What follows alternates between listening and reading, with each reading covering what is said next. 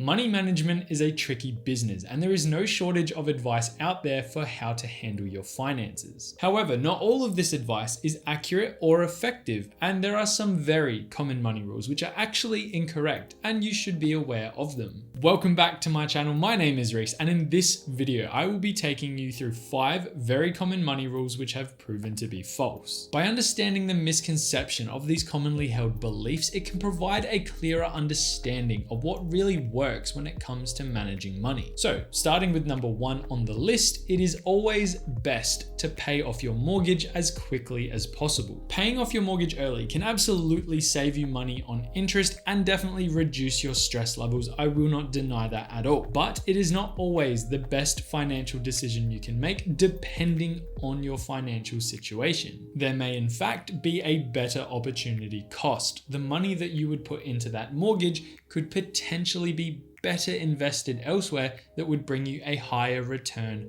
for your money. Or for example, if you have an outstanding balance on a high interest credit card, it may make more sense to put that additional money towards paying down that debt before pumping additional cash into your mortgage. In Australia, in particular, the interest that you pay on an investment property's mortgage is actually tax deductible. By paying off the mortgage early, you may actually be giving up certain tax advantages that, again, buying an investment property for specific reasons may make it more valuable to keep that mortgage active while you use your money wisely elsewhere. I've actually discussed this topic in depth in another video on the channel about negative and positive gearing. I've linked it down below in the description, so feel free to go and give that video a watch if you think it might be applicable to your plans, your future plans, your current plans, and you want to understand more about it. Another factor to consider is the liquidity benefits. By having a fully offset mortgage, so you're sitting on a pile of cash that is just sitting in a bank account, making it so you're not paying any interest on a mortgage,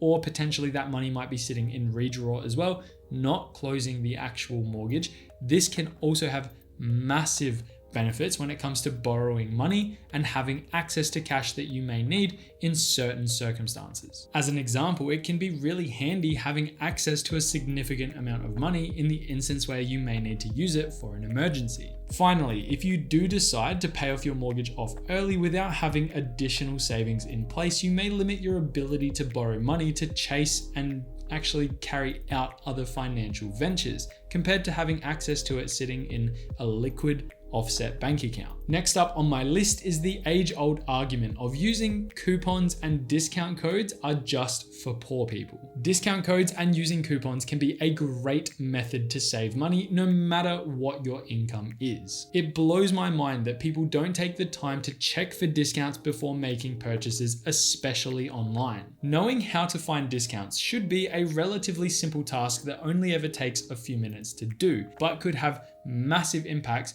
on saving you significantly large amounts of money over time. I again have made videos on this topic in particular about where to go online and how to find the most applicable discounts for whatever it is that you're buying, and I've linked the videos down in the description below. For your perspective, in summary from one of those videos in particular, I have worked out that I have saved over $20,000 over the course of me shopping online and with my friends and family as well over a number of years of doing this, and it's something that has taken me very little effort to implement. I would highly encourage you to explore the options that are available to you and see what's out there, and then figure out how to actually apply it in your own situation. Coming in at number 3 on my list is the expression to never borrow money. Modern society is built on debt. It actually baffles me that people advocate that borrowing money can be the worst financial decision that you could possibly make. Yes, borrowing money can be risky. However, in lots of different situations, it can also be a very smart financial decision. As an example, borrowing money to purchase property or start a business, just as 2 very simple and common examples,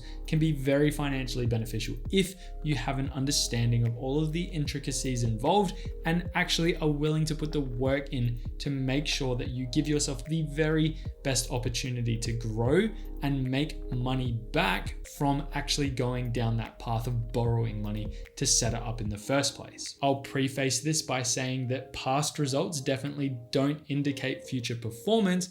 However, the past has shown us that those who were willing to take on debt to acquire assets such as real estate and stocks just to name two very common examples, have been heavily rewarded compared to those who were reluctant to take on debt to purchase those types of assets. To show this trend, just take a look at global house prices over the past 50 years and the performance of the stock market across that period of time as well, and check the returns compared to what high interest savers have been paying across that same period of time. In most cases, those who borrowed money, acquired assets, and managed their debt ended up in a much better financial position than those who didn't. Which sets up a nice little segue into number 4 on my list, which is the expression investing in the stock market is too risky. Stocks are known to be volatile, but over the long term, the market has consistently delivered good returns. Of course, it is very important to diversify your investments and manage your risk. However,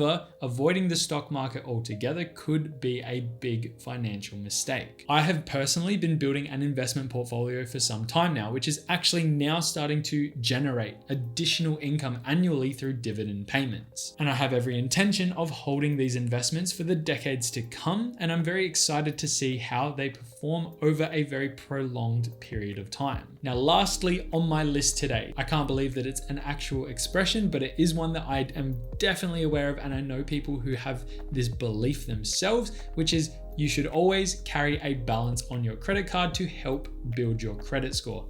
This is just downright bad advice. Credit card companies charge high interest on balances that are carried over month to month. This should not be new news to anybody. For those who are unaware, it means that the amount that you owe will continue to increase to a point where it becomes very difficult to quickly pay down that debt. Credit scoring establishments consider the proportion of credit used to the proportion of credit available, which is known as credit utilization, when calculating someone's credit score. Keeping a high balance on your credit card and utilizing a large percentage of what is available to you will actually be detrimental to your credit score. Additionally, and I can't believe I'm saying this, but carrying a high balance will also have a financial impact on your ability to service that debt, where if you are spending a large amount of your take-home pay, being your income, making interest repayments on a high interest credit card, that's not good at all. That's something that will definitely play on your mind, and over time will impact your ability to do basically anything with that money that is just being thrown down the drain. As two very simple examples, it will make it more difficult to pay off your bills and to save money. It's best practice to make sure that you're paying off your balance every single month or before